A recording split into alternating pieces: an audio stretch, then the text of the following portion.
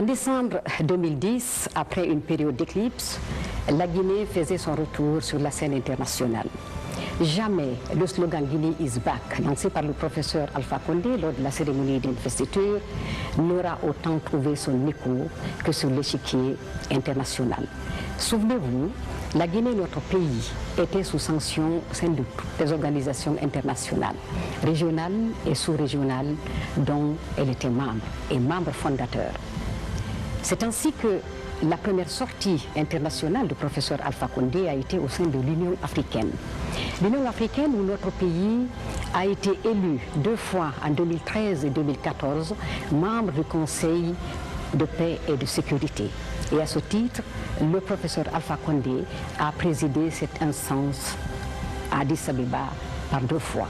L'engagement de la Guinée pour la prospérité de l'Afrique a valu au professeur Alpha Condé d'être désigné comme membre du panel de haut niveau pour l'agenda 2063 de l'Union africaine.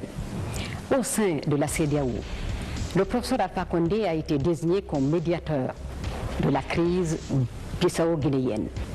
Au Mali, son implication effective, aussi bien diplomatique que militaire au sein de la MINUSPA, a permis à ce pays frère aussi de renouer avec la stabilité et la paix sociale. Au sein des Nations Unies, notre pays a apporté sa contribution de qualité en faveur du multilatéralisme, garant de la stabilité et du développement international. Mais il y a aussi l'OCI que notre pays a présidé en 2013 au sein du Conseil des ministres des Affaires étrangères.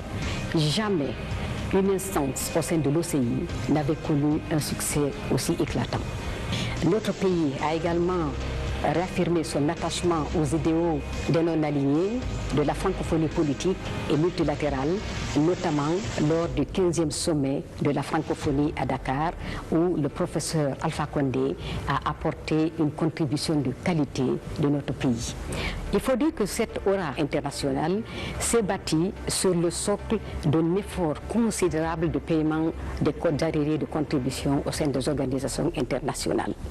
En 2 ans, la Guinée a payé l'équivalent de 11 années d'arriérés de contribution. La Guinée a donc repris sa voie là où elle était bannie au sein des institutions internationales, là où elle n'avait ni droit à la parole, ni droit au vote. Sa crédibilité a été restaurée.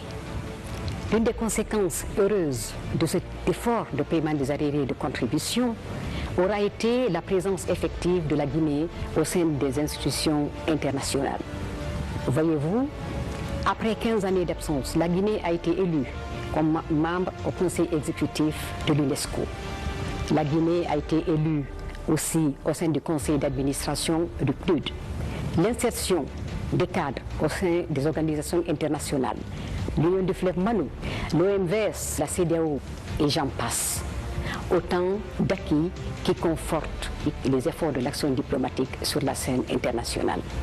Sur le plan bilatéral, notre pays a renforcé ses relations de bon voisinage et de coopération avec les pays traditionnels, pays africains, pays européens et d'ailleurs. Mais notre pays a aussi marqué une ouverture vers les autres États émergents. L'Angola, l'Afrique du Sud, le Brésil, la Chine, l'Inde et surtout l'inscription de la Guinée au sein des pays africains dans la coopération avec la Belgique, les Pays-Bas, mais aussi le Brésil et qui offre des avantages économiques certains à notre pays. Au total, et à la faveur de cette action diplomatique, plus d'une trentaine de chefs d'État africains et d'ailleurs ont visité la Guinée. Souvenons-nous de la visite du président François Hollande de la France au plus fort de la crise d'Ebola. Souvenons-nous aussi de la visite du roi Mohamed VI. C'est une visite qui s'est soldée par la signature de plus de 25 accords de coopération. 26 ambassadeurs résidents et 24 autres ont présenté des lettres de créance au professeur Alpha Condé. 3 nouvelles ambassades ont été ouvertes, l'Angola, la Turquie et les Émirats arabes unis. Ce matin même, 5 nouveaux ambassadeurs ont présenté leur lettre de créance au professeur Alpha Condé. Parmi eux, les ambassadeurs de Turquie, des Émirats arabes unis et puis le retour de l'ambassadeur du Royaume d'Arabie saoudite. Vous savez que l'ambassade avait été fermée pour des raisons d'Ebola. L'ambassadeur est aujourd'hui de retour en Guinée. Guinée is back est aujourd'hui une réalité. Avec le professeur Alpha Condé, nous avons la certitude que le progrès est en marche. Il reste notre choix. Alpha Condé. Le progrès en marche.